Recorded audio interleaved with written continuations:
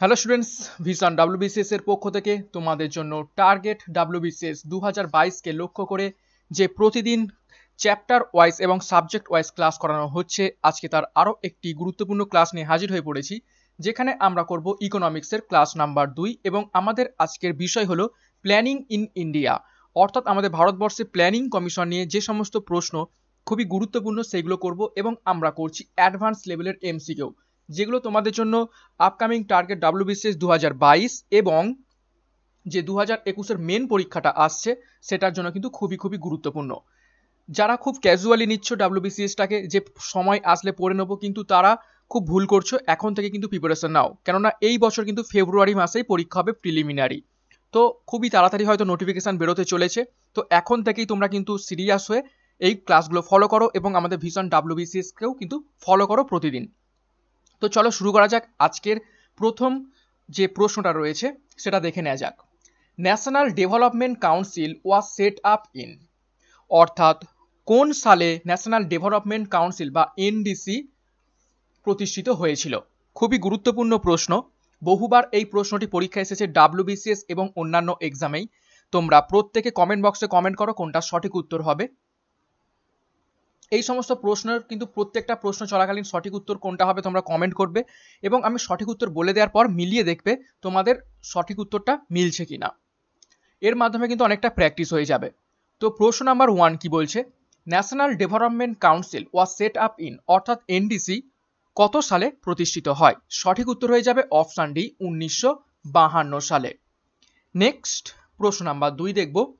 Economic planning is a subject, এই প্রশ্নটা এসেছিল অ্যাসিস্ট্যান্ট গ্রেড 1991, অর্থাৎ ইকোনমিক প্ল্যানিং এটা আমাদের সংবিধানের কোন লিস্টের সাবজেক্ট? আমরা জানি আমাদের সংবিধানে কিন্তু 3টে লিস্ট রয়েছে। কি কি? ইউনিয়ন লিস্ট, স্টেট লিস্ট এবং কনকারেন্ট লিস্ট বা যৌথ তালিকা। সেই সংবিধানের এই 3টে লিস্টের কোন আন্ডারে বা কোন লিস্টের আন্ডারে এই ইকোনমিক প্ল্যানিং সাবজেক্টটা এসে থাকে? প্রত্যেকে কমেন্ট বক্সে কমেন্ট করো কোনটা সঠিক উত্তর হবে। তো প্রশ্ন নাম্বার 2 সঠিক উত্তর হয়ে যাবে option A, in the union list, অর্থাৎ কেন্দ্রের তালিকায় রয়েছে ইকোনমিক প্ল্যানিং। নেক্সট প্রশ্ন number 3, for internal financing of 5-year plans the government depends on. এই প্রশ্নটা এসেছে ন্যাশনাল ডিফেন্স একাডেমি বা এনডিএ 1991-এ। এই প্রশ্ন কিন্তু আবারও আসতে পারে আমাদের পিএসসিতে এবং অন্যান্য পরীক্ষাতেও কিন্তু এই প্রশ্নটা এসেছে। কি প্রশ্নটা বলছে দেখো, for internal financing of 5-year plans the government depends on, অর্থাৎ অভ্যন্তরীণ যে আর্থিক ব্যবস্থাটা রয়েছে পঞ্চবার্ষিকী পরিকল্পনার মধ্যে, তার জন্য সরকার কিসের ওপর ডিপেন্ড করে থাকে? খুবই গুরুত্বপূর্ণ প্রশ্ন পরীক্ষার জন্য। তো প্রশ্ন নাম্বার 3-এর সঠিক উত্তর হয়ে যাবে অপশান এ, ট্যাক্সেশন অনলি, অর্থাৎ যে সমস্ত কর রয়েছে বা ট্যাক্স রয়েছে সেই কর বা ট্যাক্সের ওপরে কিন্তু এই পঞ্চবার্ষিকী পরিকল্পনা যে অভ্যন্তরীণ ফাইন্যান্সিং বা আর্থিক সিস্টেমটা রয়েছে সেটার জন্য সরকার ডিপেন্ড করে থাকে। নেক্সট প্রশ্ন নাম্বার 4 দেখব। The national development council gets its administrative support from. কি বলছে? আমাদের এই যে জাতীয় উন্নয়ন পরিষদ বা ন্যাশনাল ডেভেলপমেন্ট কাউন্সিল, এটার অ্যাডমিনিস্ট্রেটিভ সাপোর্ট কাদের কাছ থেকে পেয়ে থাকে? খুবই গুরুত্বপূর্ণ প্রশ্ন। এনডিসির অ্যাডমিনিস্ট্রেটিভ সাপোর্ট নিচের অপশানগুলোর মধ্যে থেকে কাদের কাছ থেকে পেয়ে থাকে? তো প্রশ্ন নাম্বার 4-এর সঠিক উত্তর হয়ে যাবে অপশান এ, প্ল্যানিং কমিশন। এই সমস্ত প্রশ্ন কিন্তু বহুবার অন্যান্য এক্সামে এসেছে এবং ডাব্লিউবিসিএস এর জন্য কিন্তু খুবই গুরুত্বপূর্ণ এই সমস্ত প্রশ্ন। নেক্সট প্রশ্ন number 5, the 5-year plans of India intend to develop the country industrially through. Very important প্রশ্ন এটা, ভিভিআই অনেকবার পরীক্ষা এসেছে এবং দেখো এনডিএ 1991-এও এই প্রশ্নটি এসেছে। কি বলছে? The 5-year plan of India intend to develop the country industrially through, অর্থাৎ এই যে পঞ্চবার্ষিকী পরিকল্পনাটা রয়েছে, যদিও বর্তমানে এখন পঞ্চবার্ষিকী পরিকল্পনা নেই, এটার বদলে নীতি এক চলে এসেছে, কিন্তু যে আগে পঞ্চবার্ষিকী পরিকল্পনাটা ছিল সেই পঞ্চবার্ষিকী পরিকল্পনার কি উদ্দেশ্য ছিল? শিল্পগত দিক থেকে আমাদের দেশকে উন্নত করা। তো সেটা কিসের মাধ্যমে বা কোন সেক্টরের মাধ্যমে এই পঞ্চবার্ষিকী পরিকল্পনার উদ্দেশ্য ছিল শিল্পগত দিক থেকে আমাদের দেশকে উন্নত করা? প্রত্যেকে কমেন্ট বক্সে কমেন্ট করো কোনটা সঠিক উত্তর হবে। তো প্রশ্ন নাম্বার 5-এর সঠিক উত্তর হয়ে যাবে option C, the public private joint and cooperative sectors. অর্থাৎ পাবলিক বা প্রাইভেটের হচ্ছে জয়েন্ট ভাবে কোঅপারেটিভ সেক্টরের মাধ্যমে কিন্তু আমাদের এটা দেশকে ইন্ডাস্ট্রিয়ালি ডেভেলপ করার প্ল্যান ছিল পঞ্চবার্ষিকী পরিকল্পনার। অর্থাৎ যৌথভাবে পাবলিক এবং প্রাইভেটের সেক্টরগুলো এবং সাথে কোঅপারেটিভ সেক্টরগুলোকেও কিন্তু কাজে লাগানোর চিন্তাভাবনা ছিল। নেক্সট প্রশ্ন number 6, the planning commission is, এটা এসছে উত্তরপ্রদেশ পিএসসি 1994-এ এবং এছাড়া অন্যান্য পরীক্ষাতেও এসেছে এবং আমাদের WBCS এর জন্যও কিন্তু গুরুত্বপূর্ণ। কি বলছে, দ্য প্ল্যানিং কমিশন ইজ, অর্থাৎ এই যে প্ল্যানিং কমিশনটা বা পঞ্চবার্ষিকী পরিকল্পনা, এই পরিকল্পনা কমিশনটা অ্যাকচুয়ালি কি ধরনের ডিপার্টমেন্ট বা কি ধরনের সংস্থা। তো প্রশ্ন নাম্বার 6-এর সঠিক উত্তর হয়ে যাবে option C, an advisory body, একটা উপদেষ্টামূলক বডি বা সংস্থা এই প্ল্যানিং কমিশন। নেক্সট প্রশ্ন নাম্বার 7 দেখব, which of the following statement is correct, অর্থাৎ নিচের কোন স্টেটমেন্টটা কারেক্ট। প্রশ্ন এসেছিল AAO 1993-তে, অর্থাৎ 4টে স্টেটমেন্ট দেওয়া রয়েছে, তার মধ্যে থেকে কোন স্টেটমেন্টটা কারেক্ট তোমাদের মেনশন করতে হবে। দেখো স্টেটমেন্টগুলো দেখো, planning commission is a constitutional body, এটা কিন্তু ভুল, এটা কিন্তু কারেক্ট নয়। প্ল্যানিং কমিশন কনস্টিটিউশনাল বডি নয়, অর্থাৎ প্ল্যানিং কমিশনের ব্যাপারে আমাদের সংবিধানে কিছু লেখা নেই, তো এটা কিন্তু ভুল। তারপর দেখো prime minister is the chairman of planning commission, এটা কিন্তু ঠিক, এটা কিন্তু ঠিক। তাহলে prime minister is the chairman of planning commission, এইটা কিন্তু ঠিক। তো এখানে সঠিক উত্তর হয়ে যাবে অপশন বি। তো আমরা প্রথম দুটো অপশন চেক করতে অপশন বিতে সঠিক উত্তর পেয়ে গিয়েছি। The prime minister is the chairman of planning commission, planning কমিশনের চেয়ারম্যান সবসময় হয়ে থাকেন বাই ডিফল্ট আমাদের প্রধানমন্ত্রী। নেক্সট প্রশ্ন নাম্বার 8 দেখব, the principal reason why national economic planning is still being pursued in spite of embracing a market economy since 1991, that is, এই প্রশ্নটা ছিল IS 1994-এ। বলছে যে প্রিন্সিপাল রিজন অর্থাৎ মেন প্রধান কারণটা কি এই ন্যাশনাল ইকোনমিক প্ল্যানিংয়ের, অর্থাৎ এই যে পঞ্চবার্ষিকী পরিকল্পনাগুলো চলে আসছে এটা এখনো পর্যন্ত কন্টিনিউ হওয়ার কারণ নিচের কোনটা। তো প্রশ্ন নাম্বার 8-এর সঠিক উত্তর হয়ে যাবে option D, 5-year plans can continue to provide a long term perspective to the economy in market friendly fashion। অর্থাৎ এই যে পঞ্চবার্ষিকী পরিকল্পনা, যদিও এটা বর্তমানে এখন নীতি আয়োগ হয়ে গিয়েছে, এই পঞ্চবার্ষিকী পরিকল্পনা আগে ছিল, কিন্তু এখন কিন্তু শুধু নামটাই পরিবর্তন হয়েছে, কাজ কিন্তু প্রায় সেম রয়েছে মোর অর লেস। তো এই পঞ্চবার্ষিকী পরিকল্পনা কিন্তু একটা লং টার্ম আমাদের দেশের জন্য পার্সপেক্টিভ ছিল, অর্থাৎ ভালো কিছু কাজ করতো সেই জন্য কিন্তু, এবং এটা ছিল market friendly, economic market friendly ছিল, সেই কারণে কিন্তু এটা অনেক দিন পর্যন্ত চলেছিল, বন্ধ হয়ে যায়নি। নেক্সট প্রশ্ন number 9, take off stage in economy means, অর্থাৎ অর্থনীতিতে টেক অফ স্টেজ বলতে কি বোঝায়।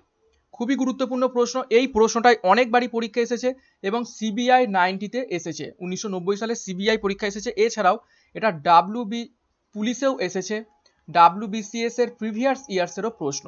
Take off stage in economy means, অর্থাৎ অর্থনীতিতে টেক অফ স্টেজ বলতে কি বোঝায়। তো প্রশ্ন নাম্বার 9-এর সঠিক উত্তর হয়ে যাবে option A, steady growth beings, অর্থাৎ যেমনটা এরোপ্লেন তার রানওয়ে থেকে ধীরে ধীরে উঠতে শুরু করে সেটাকে আমরা কি বলি, টেক অফ। সেই রকম অর্থনীতিতে যদি অর্থনৈতিক উন্নতি বা গ্রোথটাও স্টিডিভাবে অর্থাৎ খাড়াভাবে শুরু হতে থাকে এইভাবে, তাহলে সেটাকে আমরা বলে থাকি take off stage of in an economy.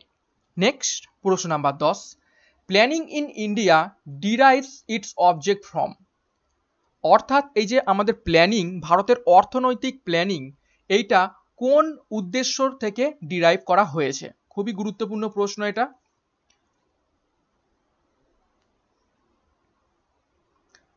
Planning in India derives from its object, সঠিক উত্তর হয়ে যাবে option B, directive principle of state policy, অর্থাৎ রাষ্ট্র পরিচালনা করার নীতি সমূহ নির্দেশমূলক থেকে এই প্ল্যানিংটা আমাদের ভারতবর্ষে ডিরাইভ করা হয়েছে। অর্থাৎ এই যে directive principle of state policy অর্থাৎ রাষ্ট্র পরিচালনার নীতি নির্দেশকমূলক যে পলিসিগুলো ছিল তার যে উদ্দেশ্য ছিল সেই উদ্দেশ্য থেকেই কিন্তু আমাদের দেশে ইকোনমিক প্ল্যানিং ধারণাটা বা এই ভাবনাটা এসেছে।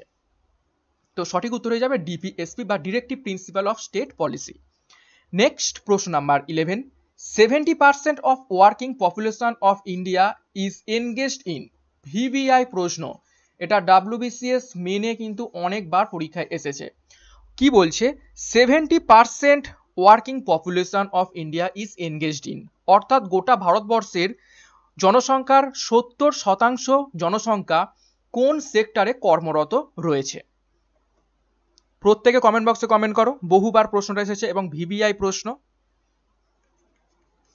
তো এটা সঠিক উত্তর হয়ে যাবে অপশন বি, প্রাইমারি সেক্টর, অর্থাৎ প্রাথমিক সেক্টর। প্রাইমারি সেক্টর কি কি? যেমন এগ্রিকালচার, ঠিক আছে, তারপর ডিয়ারি ফার্ম, এইগুলো এগ্রিকালচার মূলত এটা হচ্ছে প্রাইমারি সেক্টর, কৃষি কাজের সাথে যুক্ত রয়েছে 70% পপুলেশন। নেক্সট প্রশ্ন number 12, economic survey is published by. VVI প্রশ্ন, বহুবার বহু পরীক্ষায় এসেছে, প্রতি বছর ইকোনমিক সার্ভে পাবলিশ করা হয়। তো সেই ইকোনমিক সার্ভে বা অর্থনৈতিক সার্ভেটা কোন সংস্থা পাবলিশ করে থাকে বা প্রকাশ করে থাকে? প্রত্যেকে কমেন্ট বক্সে কমেন্ট করো কোনটা সঠিক উত্তর হবে। তো এটা সঠিক উত্তর হয়ে যাবে option A, ministry of finance, অর্থ মন্ত্রণালয়, অর্থ মন্ত্রক এটি পাবলিশ করে থাকে। নেক্সট প্রশ্ন number 13, who is called the father of economics. এটি ভেরি ইজি প্রশ্ন এবং গুরুত্বপূর্ণ প্রশ্ন, অনেকবারই প্রশ্নটা এসে থাকে, কিন্তু খুবই ইজি প্রশ্ন এটা, প্রত্যেকেই পারবে। প্রত্যেকে কমেন্ট বক্সে কমেন্ট করে ফেলো। তো অর্থনীতির জনক কাকে বলা হয়? সঠিক উত্তর হয়ে যাবে অপশন সি, অ্যাডাম স্মিথকে। নেক্সট প্রশ্ন number 14, the concept of 5-year plan in India was introduced by. অর্থাৎ এই যে পঞ্চবার্ষিকী পরিকল্পনার ধারণাটা আমাদের ভারতবর্ষে কার মাধ্যমে প্রবেশ করানো হয়েছিল বা ইন্ট্রোডিউসড হয়েছিল? ভিভিআই প্রশ্ন, এটিও বহুবার পরীক্ষায় এসেছে। তোমরা প্রত্যেকে কমেন্ট বক্সে কমেন্ট করো এবং এই আজকে যে টপিকটা করছি এইখান থেকে হয়তো অনেকগুলো প্রশ্ন তোমরা কমন পেয়ে যেতে পারো পরীক্ষায়, কেননা খুবই গুরুত্বপূর্ণ প্রশ্ন আমরা আলোচনা করছি। The concept of 5-year plan in India was introduced by. প্রত্যেকে কমেন্ট বক্সে কমেন্ট করো। তো প্রশ্ন নাম্বার 14 এর সঠিক উত্তর হয়ে যাবে অপশন বি, জওহরলাল নেহেরু। পণ্ডিত জওহরলাল নেহেরুর দ্বারা এই পঞ্চবার্ষিকী পরিকল্পনার ধারণাটা আমাদের ভারতবর্ষে প্রবেশ করানো হয়েছিল। নেক্সট প্রশ্ন number 15, India has dash economy, অর্থাৎ ইন্ডিয়ার কি ধরনের অর্থনীতি রয়েছে? খুবই গুরুত্বপূর্ণ প্রশ্ন। ইন্ডিয়া হ্যাজ, নিচের কোনটা হবে? অর্থাৎ ভারতবর্ষের কি ধরনের ইকোনমি রয়েছে? তো সঠিক উত্তর হয়ে যাবে অপশন সি, মিক্সড ইকোনমি, অর্থাৎ মিশ্র অর্থনীতি রয়েছে ভারতবর্ষে। প্রশ্ন number 16, India opted for mixed economy in. আমরা জাস্ট আগের প্রশ্নতে দেখলাম ইন্ডিয়ার মিশ্র ইকোনমি বা মিক্সড ইকোনমি রয়েছে, কিন্তু ইন্ডিয়ার আগে কিন্তু মিক্সড ইকোনমি ছিল না। তো মিক্সড ইকোনমি ভারতবর্ষ কবে থেকে বাছাই করেছে, অর্থাৎ ভারতবর্ষ মিক্সড ইকোনমির মধ্যে প্রবেশ করেছে কোন সাল থেকে বা কোন প্ল্যানের মধ্য থেকে? প্রত্যেকে কমেন্ট বক্সে কমেন্ট করো কোনটা সঠিক উত্তর হবে। এটা কিন্তু ভিভিআই প্রশ্ন, অনেকবারই পরীক্ষায় এসেছে এইরকম প্রশ্ন। তো প্রশ্ন নাম্বার 16 এর সঠিক উত্তর হয়ে যাবে option C, industrial policy 1948। Industrial policy 1948 এর মধ্য থেকে ভারতবর্ষ মিক্সড ইকোনমিতে প্রবেশ করেছে। নেক্সট প্রশ্ন number 17, mixed economy means an economy where. অর্থাৎ মিশ্র অর্থনীতি বলতে আমরা সেই অর্থনীতিকে বোঝাই যেখানে নিচের কোন ঘটনাটা ঘটে থাকে? খুবই গুরুত্বপূর্ণ প্রশ্ন। অর্থাৎ মিশ্র অর্থনীতিতে আমরা কি লক্ষ্য করে থাকি? তো প্রশ্ন নাম্বার 17 এর সঠিক উত্তর হয়ে যাবে option B, there is coexistence of public sector along with private sector. অর্থাৎ এমন একটা অর্থনীতি যেখানে আমরা লক্ষ্য করতে পারি যেখানে পাবলিক সেক্টরের সাথে সাথে প্রাইভেট সেক্টরও কিন্তু একই সাথে বিরাজ করছে, এই রকম অর্থনীতিকে আমরা বলে থাকি mixed economy. Next question number 18, India's economic planning can not be said to be. অর্থাৎ ইন্ডিয়ার যে ইকোনমিক প্ল্যানিংটা রয়েছে, অর্থনৈতিক ধারণ বা যে প্ল্যানিংটা রয়েছে, সেটাকে আমরা নিচের কোনটা বলতে পারি না? চারটে অপশনের মধ্যে থেকে কিন্তু তিনটে আমরা বলতে পারি, কিন্তু কোনটা বলতে পারি না। তো প্রশ্ন নাম্বার 18 এর সঠিক উত্তর হয়ে যাবে অপশন বি, ইম্পারেটিভ। ইম্পারেটিভ এটা কিন্তু আমরা বলতে পারি না যে ইকোনমিক প্ল্যানিং এর ব্যাপারে। নেক্সট প্রশ্ন number 19, who is the deputy chairman of planning commission? Who is the deputy chairman of planning commission? প্রত্যেকে কমেন্ট বক্সে কমেন্ট করো কোনটা সঠিক উত্তর হবে। তো প্রশ্ন নাম্বার 19 সঠিক উত্তর হয়ে যাবে কিন্তু এখানে option D, none of the above, অর্থাৎ ওপরের কোনো ব্যক্তি প্ল্যানিং কমিশনের ডেপুটি চেয়ারম্যান নন, অর্থাৎ প্রধানমন্ত্রীও নন, ফাইন্যান্স মিনিস্টারও নন এবং কমার্স মিনিস্টারও নন ডেপুটি চেয়ারম্যান। তাহলে ডেপুটি চেয়ারম্যান প্ল্যানিং কমিশনের কে হয়ে থাকে? নেক্সট প্রশ্নতেই সেটা আমরা দেখব। দেখো, the deputy chairman of planning commission, অর্থাৎ নিচের কোনজন ডেপুটি চেয়ারম্যান হয়ে থাকেন প্ল্যানিং কমিশনের? এইবার কিন্তু তোমাদের উত্তরটা পেয়ে যাবে। আগেরটা দেখেছিলাম নান অফ দ্য অ্যাবাভ, কিন্তু এখানে প্রশ্নটা করেছে ডেপুটি চেয়ারম্যান কে হন আসলে। তো এখানে প্রশ্ন নাম্বার 20 সঠিক উত্তর হয়ে যাবে option C, holds the rank of a cabinet minister, অর্থাৎ ক্যাবিনেট মিনিস্টারের এই রকম পদ ধরে থাকে এমন একটি ব্যক্তি, যে কেউ, সেটা যে কেউ হতে পারে, ক্যাবিনেট মিনিস্টারের র্যাঙ্ক হোল্ড করে থাকে এই রকম পদাধিক কোনো ব্যক্তি, যে কেউ এই প্ল্যানিং কমিশনের ডেপুটি চেয়ারম্যান হতে পারেন। নেক্সট প্রশ্ন number 21, who was the first deputy chairman of planning commission of India, অর্থাৎ ভারতবর্ষের প্ল্যানিং কমিশনের প্রথম ডেপুটি চেয়ারম্যান কে ছিলেন? খুবই গুরুত্বপূর্ণ প্রশ্ন। প্রশ্ন নাম্বার 21 এর সঠিক উত্তর হয়ে যাবে অপশন সি, শ্রী ভিটি কৃষ্ণমাচারী। শ্রী ভিটি কৃষ্ণমাচারী ছিলেন আমাদের প্ল্যানিং কমিশনের প্রথম ডেপুটি চেয়ারম্যান। নেক্সট প্রশ্ন নাম্বার 22 দেখব, the planning commission of India, অর্থাৎ আমাদের প্ল্যানিং কমিশনের ব্যাপারে নিচে চারটে স্টেটমেন্ট দেওয়া রয়েছে, সেই চারটে স্টেটমেন্টের মধ্য থেকে কোনগুলো সঠিক সেগুলো আমাদের বাছাই করতে হবে। দেখো, প্রথমে রয়েছে ইট ওয়াজ সেট আপ ইন 1950, ওকে, এটা কিন্তু ঠিক দেওয়া রয়েছে, অর্থাৎ 1950 সালে প্ল্যানিং কমিশন গঠিত হয়েছিল, এটা কিন্তু একদম ঠিক দেওয়া রয়েছে। ইজ এ কনস্টিটিউশনাল বডি, এটা হলো একটা কনস্টিটিউশনাল বডি, এটা কিন্তু আমরা একটু আগে দেখলাম প্ল্যানিং কমিশনের ব্যাপারে কিন্তু সংবিধানে কোনো কিছু লেখা নেই, তাহলে এটা কিন্তু কনস্টিটিউশনাল বডি নয়, এটা হচ্ছে একটা advisory extra constitutional body.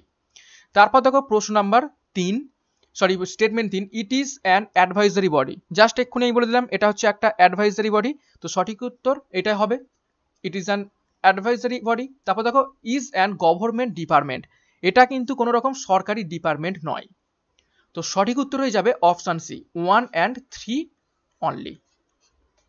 Next প্রশ্ন number 23, which of the following gives an accurate measurement of economic development through 5-year plan, অর্থাৎ এই যে পঞ্চবার্ষিকী পরিকল্পনা আমাদের ডেভেলপমেন্টের জন্য করা হচ্ছে, তো আমরা কোন জিনিসের মধ্য থেকে, অর্থাৎ নিচের অপশনগুলোর মধ্য থেকে কোন জিনিসের মধ্য থেকে অ্যাকিউরেট মেজারমেন্ট করতে পারি ইকোনমিক ডেভেলপমেন্টের এই পঞ্চবার্ষিকী পরিকল্পনার মধ্য থেকে? খুবই গুরুত্বপূর্ণ প্রশ্ন, প্রত্যেকে কমেন্ট বক্সে কমেন্ট করো, কিসের মাধ্যমে আমরা এটা বুঝতে পারি যে পঞ্চবার্ষিকী পরিকল্পনার মধ্য থেকে ইকোনমিক ডেভেলপমেন্ট হচ্ছে এবং তার অ্যাকিউরেট মেজারমেন্ট আমরা করতে পারি? কোনটা সঠিক উত্তর হবে? তো প্রশ্ন নাম্বার 23 এর সঠিক উত্তর হয়ে যাবে option C, rise in national income and per capita income. যদি পঞ্চবার্ষিকী পরিকল্পনার মধ্য থেকে ন্যাশনাল ইনকাম বৃদ্ধি পায় এবং পার ক্যাপিটা ইনকাম বৃদ্ধি পায়, তাহলে আমরা বলতে পারি এই অ্যাকুরেট মেজারমেন্টের মাধ্যমে বলতে পারি যে ইকোনমিক ডেভেলপমেন্ট হচ্ছে পঞ্চবার্ষিকীর পরিকল্পনার মধ্য থেকে। Okay, next 24, in India the public sector is most dominant in. খুবই গুরুত্বপূর্ণ প্রশ্ন, আমাদের ভারতবর্ষে public sector most dominant in, অর্থাৎ সব থেকে বেশি পরিমাণে কোথায় আমরা দেখতে পেয়ে থাকি? খুবই গুরুত্বপূর্ণ প্রশ্ন, তো সঠিক উত্তর হয়ে যাবে option C, commercial banking. Commercial banking এর ক্ষেত্রে আমরা পাবলিক সেক্টরটা সব থেকে বেশি পরিমাণে মোস্ট ডোমিনিয়েন্ট হিসাবে দেখতে পেয়ে থাকি। এই প্রশ্নটা আইএস 1993 তে এসেছে, খুবই গুরুত্বপূর্ণ প্রশ্ন। এবং আজকের আমরা যে ক্লাসটা করছি economic class number 1 planning and fundamental economics, তার শেষ প্রশ্ন নাম্বার 25 দেখব। দেখো কি বলছে। The first attempt to initiate economic planning in India was made by. VVI প্রশ্ন, বহুবার পরীক্ষা এসেছে, প্রত্যেকে কমেন্ট বক্সে কমেন্ট করো কি বলছে। The first attempt to initiate economic planning in India was made by, অর্থাৎ প্রথম এই আমাদের অর্থনৈতিক প্ল্যানিংটা কার দ্বারা ইনিশিয়েট করা হয়েছিল। আমাদের ভারতবর্ষে অর্থনৈতিক প্ল্যানিংটা প্রথমে কার দ্বারা ইনিশিয়েট বা শুরু করার প্রচেষ্টা করা হয়েছিল। তো প্রশ্ন নাম্বার 25 এর সঠিক উত্তর হয়ে যাবে অপশন সি, এম ভিশ্বেশ্বরা। এম ভিশ্বেশ্বরার মাধ্যমে এই প্রথম অর্থনৈতিক প্ল্যানিং এর উদ্যোগটা নেওয়া হয়েছিল বা ইনিশিয়েট প্ল্যানিং কমিশনের ফার্স্ট অ্যাটেম্প করা হয়েছিল। তো ক্লাসটা শেষ করার আগে একটি গুরুত্বপূর্ণ ঘোষণা তোমাদের জন্য। টার্গেট ডাব্লিউবিসিএস 2020 অর্থাৎ 2022কে লক্ষ্য করে যারা ডাব্লিউবিসিএস এর প্রিপারেশন নেওয়ার চেষ্টা করছো এবং 2021-এর যাদের মেন এক্সাম সামনে রয়েছে, পাস করবে বলে মনে করছো, তাদের জন্য কিন্তু ভীষণ ডাব্লিউবিসিএস এর পক্ষ থেকে পাবলিশ করা কিছু ইবুক কিন্তু খুবই গুরুত্বপূর্ণ। দেখো প্রতিটা সাবজেক্ট ওয়াইজ কিন্তু এখানে ইবুক আছে আমাদের ভীষণ ডাব্লিউবিসিএস এর পক্ষ থেকে। ইন্ডিয়ান ইকোনমি শুধুমাত্র এমসিকিউ নয়, থিওরি রয়েছে এবং 1500টা এমসিকিউ রয়েছে শুধু ইন্ডিয়ান ইকোনমির ওপর থেকে। এনসিএট ইন্ডিয়া, সেখানে 1000 হচ্ছে প্রশ্ন, সাথে এক্সপ্লেনেটরি নোট রয়েছে প্রতিটা প্রশ্নের সাথে। মডার্ন ইন্ডিয়া 2000টা প্রশ্ন তাতে রয়েছে, সাথে explanatory note. Indian polity, Indian geography, English, general science 3000 MCQ রয়েছে পুরো একদম। তোমার ফিজিক্স, কেমিস্ট্রি, বায়োলজি, টেকনোলজি এবং এনভায়রনমেন্ট প্রতিটা সাবজেক্ট কিন্তু একদম টপিককে ভাগ করে দেওয়া রয়েছে। কারেন্ট অ্যাফেয়ার্সের উপর থেকে ইবুক রয়েছে। তো যারা কিন্তু একদম সিরিয়াসভাবে প্রিপারেশন নিচ্ছ তারা কিন্তু এই ইবুকগুলো কিন্তু সময় করে পারচেস করে নাও এবং প্রতিদিন কিন্তু এগুলো প্র্যাকটিস করো, তোমাদের কিন্তু খুবই হেল্প হবে। অলরেডি বহু স্টুডেন্ট কিন্তু পারচেস করছে প্রতিদিনই। তোমরা কিন্তু যারা এখনো নাওনি তারা কিন্তু পারচেস করে প্রস্তুতি নিতে শুরু করে দাও এবং আমাদের প্রতিদিন এই ক্লাসগুলো ফলো করো। তো আজকের ক্লাসটা কেমন লেগেছে অবশ্যই একটা লাইক এবং কমেন্ট বক্সে কমেন্ট করে দিও। চ্যানেলে নতুন থাকলে অবশ্যই চ্যানেলটিকে সাবস্ক্রাইব করো এবং মনে করে আমাদের টেলিগ্রাম গ্রুপে যুক্ত হয়ে যাও এই ক্লাসের পিডিএফগুলো পাওয়ার জন্য। তো আজকের মতো ক্লাসটা এখানেই শেষ করছি। Thank you.